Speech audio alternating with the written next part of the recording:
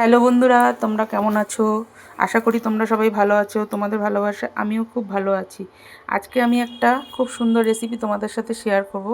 সেটা হলো সজনে ফুলের তরকারি। আমি কোনোদিনও খাইনি, আমি আজকে প্রথম খাবো সজনে ফুলের তরকারিটা। এটার বড়াও খাওয়া যায়, কিন্তু আমি আজকে তরকারি করছি।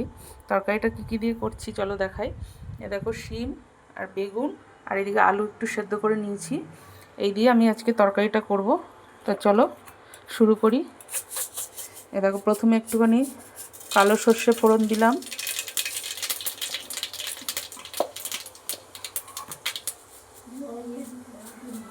রাঁধুনি একটু ফোড়ন দিলাম,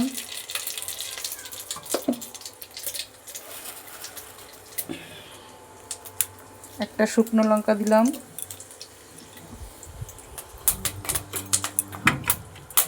এবার বেগুন আর শিমটা দিয়ে দিলাম তার তেলে।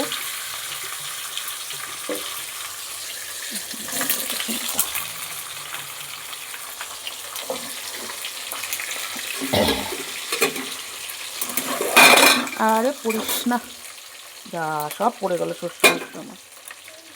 মা, কাজ বাড়লো, মুখটা আটকায়নি। বেগুন আর শিমটা আগে ভেজে নিচ্ছি, যেহেতু আলুটা আমার সেদ্ধ করা রয়েছে ওই জন্য বেগুন আর শিমটা আগে তেলের ওপর দিয়ে দিলাম।